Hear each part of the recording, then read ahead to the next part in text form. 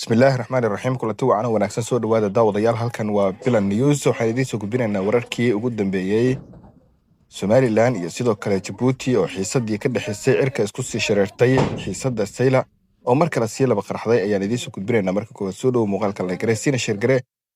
hadaba warbixintan oo faahfaahsan waxa inoo soo diyaariyay Cabdi Jamaal Macalin Axmed ayaa subaxnimadii hore saaka ay dagaal xoogan oo ay ku qaadeen goobo ay marayeen hubur ciidanka maamulka Somaliland ayay u suurta gashay in ka badan 3 baabuur oo candhameedlayaal ah oo hub xoogan iyo saanad u wada ciidanka militariga Somaliland inay gacanta ku dhigaan waxaana arintaasi ay walaac xoogan ka abuurtay dhinaca dagaalka u dhaxeeya ciidanka militariga iyo soo kala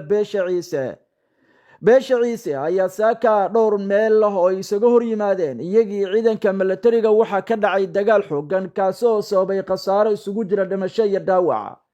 ugaaska beesha ciise ayaa markii ugu horeysay maanta lagu arkay furmaha dagaalka isagoo amar siinaya ciidamada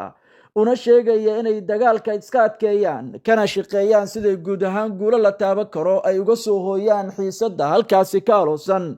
dhanka kale militariga maamulka Somaliland taliyahooda Nimcaan Gaxnoog ayaa wada dadaalka ugu dambeeyay oo isku dayayo ugu yaraan inuu hubka iyo saanada laga furtay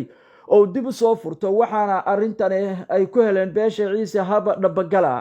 kadibna waxa ay geysteen deegaanada ay ka arimiyaan ciidanka militariga ayaa ku jira dadaaladii ugu xoogan ay isku dayayaan inay dib ugu soo ceshtaan saanadooda xoog gale dhanka kale ciidanka militariga maamulka Somaliland ayaa isaga soo baxay xerada Garayocowl oo muddooyinka ugu dambeeyay halkaasi ay ku sugnaayeen ciidamo u badan beesha habar jeclo oo muddooyinka ugu dambeeyay halkaasi ku sugnaa ayaa gebi ahaan isaga soo baneeyay goobtaas kadib markii ay dagaalo xoogan kala kulmayeen beelaha isuhuwan ee muddooyinka ugu dambeeyay colaadu ay dhex maraysay sidoo kalena dhinac kala dagaalamaya militariga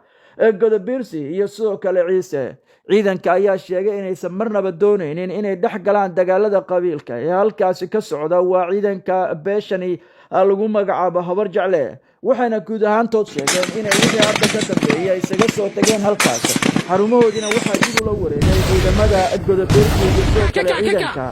beesha oo qaybo kala duwan ay la kala wareegeen ciidamada ayaa la xaqiijiyay inay soo galeen magaalada Boram ee xarunta gobolka Awdal waxaana halkaasi ku soo dhaweeyay qaar ka mid ah ciidamada Somaliland kadibna waxay u soo gudbeen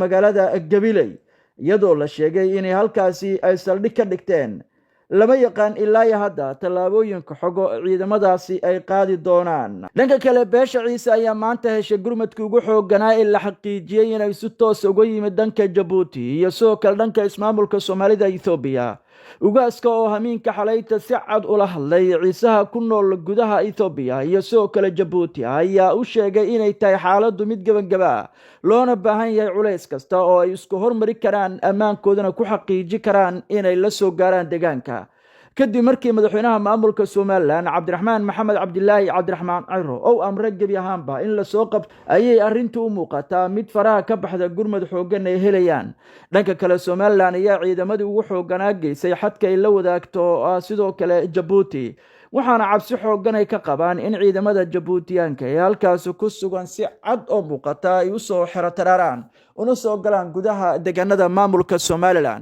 Somaliland ayaa xilliga ka wajahayda xaalad culays tii ugu dareed waxaana ku furmay dagaal 4 jiha ah jihada koobaad ayaa mid diblomaasiyadeed oo ku hayso dawladda federaalka ee Soomaaliya iyo dawladaha dunida oo qayb ka tahay Djibouti iyo sidoo kale xadka ay wadaagaan Djibouti iyo Somaliland oo dagaal uga furan yahay dhanka kale beelaha ciise iyo Godobirsi oo midoodna ay si gaar ah ula safreen inkastoo Samaroon ay sheegtay inay dagaalka joojinayaan balse weli ay jiraan xiisada u dhaxaysa iyo sidoo kale dhinaca waqooyi bari Soomaaliya oo laga dareemay xiisad culus deegaanada ay kamid yihiin Gumeys iyo Ooga kadib markii maalintii shalayta weerar laxaad lagu qaaday taliye General Mahad Cabaash oo isku dayay inuu soo gudbo dhinaca Hargeysa kadib markuu tago Ooga maamulada Jubbaland iyo Puntland ayaa si cad uga soo horjeestay wax ka bedelka lagu sameeyo dastuurka dawladda federaalka ee Soomaaliya wasaaradaha cadaaladda iyo arrimaha dastuurka dowlad goboleedyada Jubbaland iyo Puntland ayaa sheegtay inaysan ogolayn wax ka beddelka lagu sameynayo dastuurka dowladda federaalka ee Soomaaliya waxaana ay sheegeen inay arrintaasi tahay mid lagu kala fogeynayo ummadda.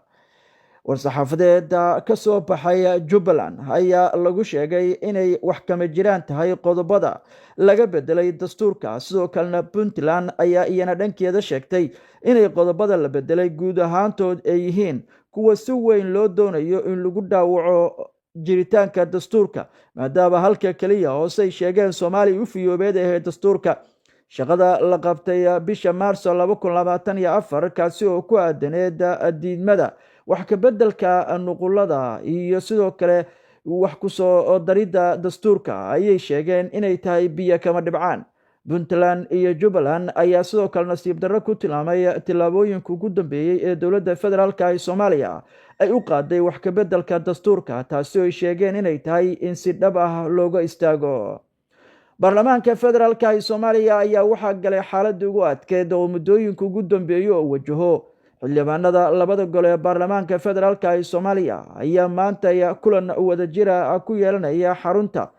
Villa Hargeysa ee magaalada Muqdisho, iyadoo kulankaasi diiradda lagu saarayo cutubiyada 5 iyo sidoo kale 9 ee wax ka beddelka dastuurka federaalka ee Soomaaliya. kulanka oo yeelanayaan xildhibaanada baarlamaanka 11aad ayaa wajahaya walaac iyo cabsi xoogan kadib markii xildhibaano badan ay muujiyeen diidmada ku aadan wax ka beddelka dastuurka iyo saameynta uu ku yeelanayo midnimada qaranka Soomaaliya. xildhibaano ka tirsan labada aqal ayaa sheegay inay diyaariyeen mooshinno ay ku doonayaan inay uga hortagaan tillaabooyinka wax ka beddelka iyo muddooyinka ugu dambeeyay qorshihii looga bedelayay dastuurka federaalka ee Soomaaliya. guddoonka baarlamaanka federaalka ee Soomaaliya ayaa horey u soo saaray ajandaha xildhibaanada ay ku doodayaan la xiriira dastuurka. arrintan ayaa ku soo aadaysa xilli khilaaf xoogan oo soo kala dhexgalayo guddiyada ay sida gaarka uga shaqeynaya arrimaha dastuurka, kuwaasoo u kala jabay laba qaybood. qayb ka mid ah oo diidan in wax laga bedelo dastuurka iyo sidoo kale qayb ogolaatay in shaqada dastuurku ay socoto. warar soo baxaya ayaa waxay xaqiijinayaan inay jiraan isbahaysi xoogan oo ay sameynayaan Ethiopia, Somaliland iyo sidoo kale Israel. wargeysa lagu magacaabo Al-Anba ee ka soo baxa dalka Urdun ayaa daawacay maqaal oo kaga hadlayay isbeddelka siyaasadeed ee ka socda geeska Afrika, gaar ahaan xiriirka ka dhexeeya Israel, Ethiopia iyo sidoo kale Somaliland. wargeysku waxa uu sheegay in Somaliland ay si weyn u doonayso inay ku darto Puntland khariiradeeda si ay ugu diyaar garowdo, ayuu yidhi, dhismaha maamul weyn oo si weyn uga tirsanaada hawshooda. warbixinta ayaa lagu sheegay in xilligan ay si xawliya u wado Somaliland dadaalada ay ku doonayso gebi ahaanba inay meesha ka saarto maamulada waqooyi bari Soomaaliya iyo sidoo kale maamulka Puntland si ay u sheegato wadan dhammaystiran inay tahay. guud ahaana ay dunida uga gado in maamuladaasoo idil ay midoobeen. xogo hoose oo soo baxaya ayaa sheegaya inay jireen khilaafkii u dhexeeyay maamulada Puntland iyo Somaliland inuu mar kale hawada isku shareeray kadib markii xogtani la daabacay oona soo daabacay wargeyskan. guud ahaana sidoo kale Somaliland ayaa waxa uu wadaa dadaalo xoogan oo ay ku muujinayaan rabitaanka ay ku doonayaan Puntland iyo sidoo kale deegaano kale oo ka tirsan dalka Soomaaliya. muuqaal ayaa tilmaamayay arrimaha qorshaysan ee la doonayo in lagu xeeladaysto laguna diyaariyo qorshe cusub ee ay wadaagayaan maamulka Somaliland, Ethiopia iyo sidoo kale Israel, oo guud ahaantood la doonayo in maamulada waqooyi bari iyo Puntland looga saaro maabka. sidoo kale qorshaha dhanka ay wada Ethiopia ayaa ah in dhanka Eritrea iyana ay ku soo darsadaan xadkooda, taasina ay dhacday heshiis guud oo ka dhexeeya Israel iyo maamuladan. wargeysku waxa uu sheegay in istaraatiijiyadan aysan ahayn mid ku timid si kadis ah, balse ay tahay mid si taxadar leh oo qorshaysan loo sameynayo, saameyn xoogan ku yeelan karta midnimada Soomaaliya iyo sidoo kale xasiloonida guud ee geeska Afrika. arrintan ayaa dhalisay hadal hayn cusub oo ku saabsan doorka quwadaha shisheeye iyo sidoo kale mustaqbalka siyaasadeed ee Soomaaliya iyo Somaliland, maamulka Puntland ayaan ilaa hadda wax jawaaba ka bixin dhacdadan cusub ee soo korortay ee ku aadan in deegaanada ay ka arrimiyaan dhammaan lagu daray deegaanka uu ka arrimiyo maamulka Somaliland. xiisad coladeed ayaa mar kale maanta ka dhacday kadib markii weerar lagu qaaday qaar ka mid ah saraakiil doonaysay inay gaaraan og kuwaasoo ka soo baxay